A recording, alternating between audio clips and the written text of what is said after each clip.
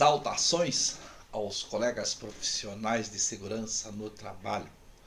O assunto que eu quero conversar hoje aqui é sobre a insalubridade.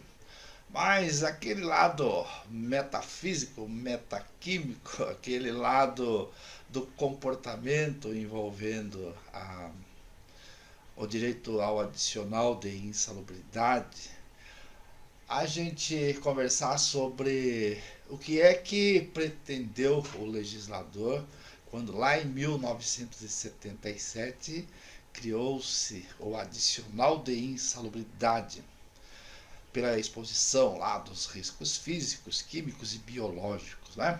Os anexos da NR15. E eu vi um vídeo ontem aonde um moço estava nervoso, ficou bravo, ficou enfurecido com o adicional de insalubridade, com o pagamento do adicional de insalubridade. Foi lá no YouTube, o moço é um rapaz muito competente, ele é químico e ele tem umas aulas muito bacanas lá, muito bem explicadas as aulas dele, sobre tudo que se refere à coleta e avaliação dos agentes químicos para fins de gestão de saúde e segurança do trabalho, para fins de insalubridade, lá da NR15, né? É o Leandro Magalhães, ele é químico lá de Belo Horizonte. Até recomendo os vídeos dele, quem quer se aprofundar aí nessa parte de coleta e avaliação dos agentes químicos, ele tem boas aulas. Vai lá no YouTube, digita lá Leandro Analytics com Y e você vai ter acesso às aulas dele. Muito boa, recomendo. E ele então fez uma live lá, parece que ele foi dar uma aula num curso de pós de engenharia em segurança do trabalho, uma aula sobre química, sobre avaliação certamente, né? Porque ele não é engenheiro, ele é químico. Então, se ele não é engenheiro, ele não é nosso colega de segurança no trabalho. E aí a live dele, o título foi assim, para chamar a atenção, o fim da NR15.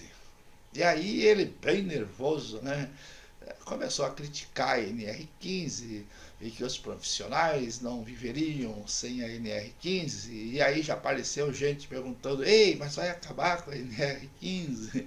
Aí ele mesmo falou, não vai acabar a NR15, só por hipótese, né? Do que seriam os profissionais, o que fariam os profissionais, como seria o mundo da segurança no trabalho sem a NR15, sem a insalubridade.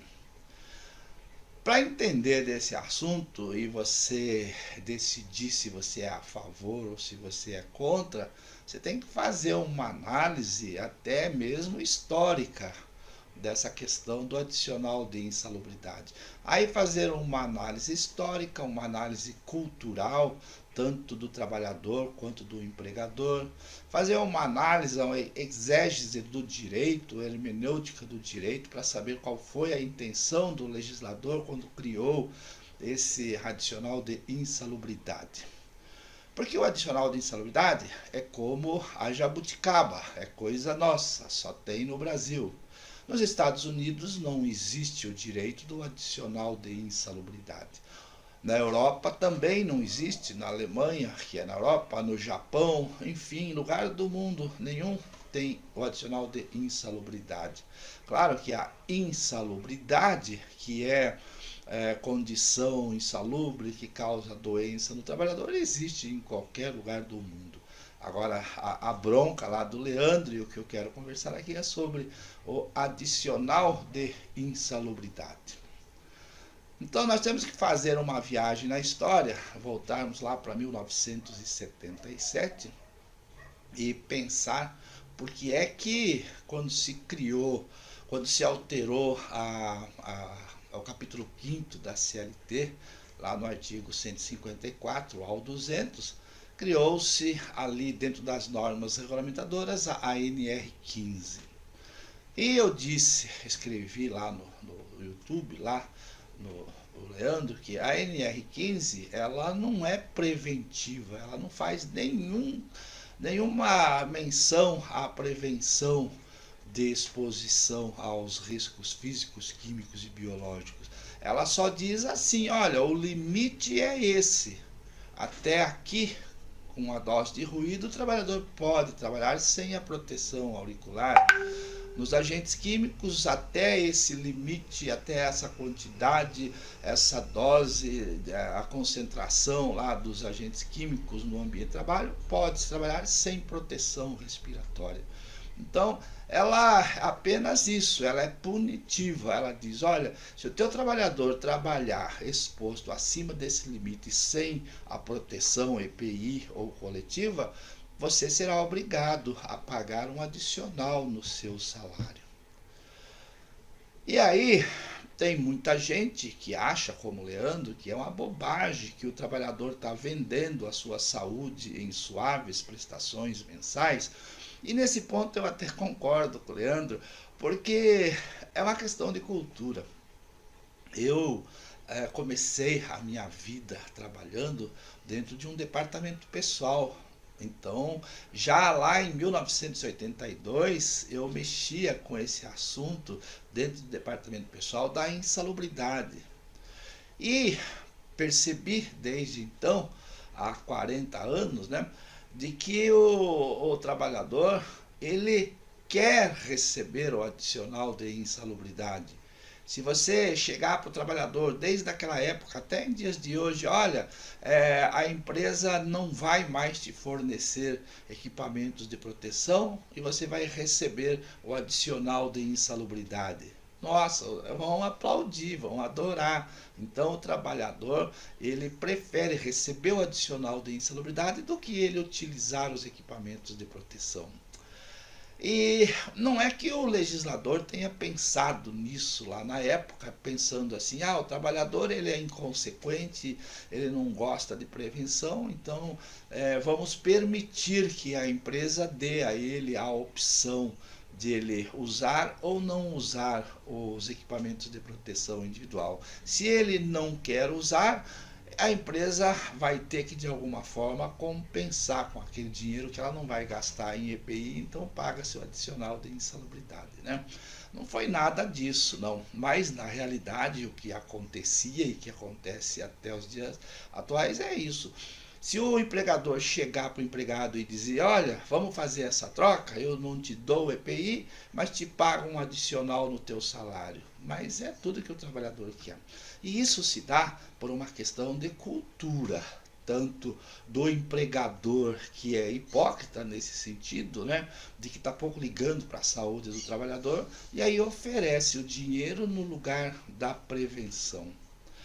E aí, então, o legislador, ele previu lá em 1977 de impor esse castigo para o empregador que não fizesse a prevenção de pagar o adicional de insalubridade, mas não com a ideia, com o pensamento de que o trabalhador fosse aceitar essa troca. E aí deu o que acontece, né? De que o trabalhador prefere receber o adicional de insalubridade do que usar o equipamento. E agora, você me pergunta, então Leandro tinha razão? Muita gente tem razão quando diz que deveria se terminar com o adicional de insalubridade? Não é verdade. Por quê? Como é que funciona hoje o adicional de insalubridade? Por que seria um retrocesso? Olha só, seria um retrocesso retirar esse direito do adicional de insalubridade ou retirar da empresa a obrigação de pagar o adicional de insalubridade. Por que é que isso não seria bom? Por quê? O adicional de insalubridade, ele funciona de uma forma coercitiva mesmo, obrigando o empregador de fazer a prevenção. Pagar o adicional de insalubridade em últimos casos. Porque pode até se pensar que nos dias de hoje o empregador pense assim, olha, a legislação diz que eu tenho que te pagar o adicional de insalubridade se você trabalhar exposto acima do limite de tolerância, tá certo? Tá certo. Então tá, então vamos fazer assim, eu vou te pagar o adicional de insalubridade e você não me enche o saco com esse negócio de IPI. seria uma troca, né? Seria uma venda da saúde de um lado e do outro lado o empregador comprando a saúde do trabalhador. Mas acontece de que a responsabilidade do empregador não termina ali com o pagamento do adicional de insalubridade. Nessa linha de pensamento, eu te pago o adicional de insalubridade, eu não tenho mais nenhum incômodo. Errado, porque o empregador, mesmo ele pagando o adicional de insalubridade, no caso do empregado ficar doente, ser contaminado com um agente químico, ou ser acometido por uma doença incurável, por um câncer devido à exposição a um determinado agente químico, o empregador passa a ter a responsabilidade civil. Lá na Justiça do Trabalho, nós temos as ações de periculosidade, adicional de periculosidade, adicional de insalubridade, e temos também as ações de indenização por acidente e por doença do trabalho. Então, mesmo que o empregador tenha pago o adicional de insalubridade, ao invés de fornecer o equipamento, obviamente o empregado vai ficar doente, mas o empregador não pode dizer, mas eu te paguei o adicional de insalubridade. Não existe essa compra e venda que venha a valer judicialmente falando, que venha a compensar a doença, que venha a compensar a responsabilidade civil do empregador. Isso não existe. Então, o empregador, além de ter pago o adicional de insalubridade para o empregado que quisesse, que optasse por não usar os equipamentos, ele não se desincumbiu da obrigação de indenizar em caso de uma doença do trabalho. E uma indenização que pode custar muitos milhares de reais para o empregador. Portanto, o adicional de insalubridade deve continuar existindo, por mais que não se goste dele, por mais que veja o lado bandido dele, porque é uma das ferramentas que existe para o empregador se obrigar a fornecer os equipamentos e não pagar o adicional de insalubridade. É uma maneira de forçar o empregador de ele pensar assim, eu vou fornecer esses equipamentos, eu vou exigir que se faça o controle e o monitoramento dos riscos, porque eu não quero esse empregado amanhã ou depois acometido de uma doença grave, que eu venha a ser obrigado a pagar uma indenização lá adiante. Da mesma forma, a gente pode pensar, e o Leandro citou isso lá no vídeo dele, também ele estava bravo com a aposentadoria especial, né? Que é uma forma de comprar a saúde do trabalhador. Por que então que não se faz a prevenção? Então, o adicional de insalubridade, ele não pode acabar, porque ele é uma ferramenta controladora das más intenções do empregador. Porque o empregador sabe que ele é obrigado a pagar o adicional. E se ele paga o adicional, não se desobriga de indenizar o empregado no caso de uma doença. Então, por isso que eu digo para o Leandro, se alguém conhece o Leandro aí, avisa que eu estou falando dele aqui, mas não estou falando mal, né? Os vídeos dele lá nas matérias de higiene ocupacional, de coleta e quantificação de agentes químicos, são vídeos muito bons, eu recomendo. O Leandro manja pra caramba, só que ele deu uma pisada na bola aí, porque ele ainda é novo, eu escrevi para ele, ainda está aprendendo, tem que entender o espírito dessa coisa que se chama saúde e segurança no trabalho.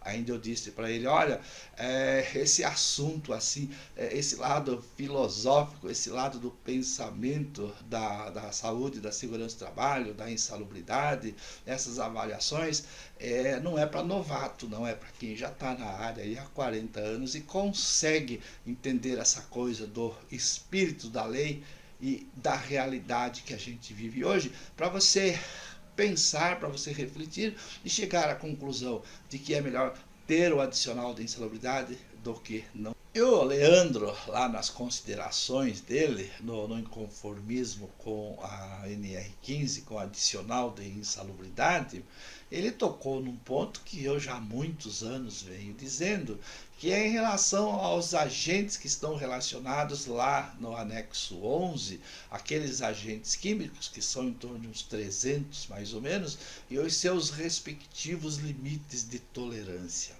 Aquilo é uma coisa arcaica, uma coisa absurda, né? Foi retirado da CGIH lá em 1977, 78, com o advento da portaria 3.214 em 78 e a criação das normas regulamentadoras. Então são aqueles mesmos agentes lá de 1977 e o pior não são o fato de serem os mesmos agentes, mas serem os mesmos limites de tolerância. O que é um absurdo.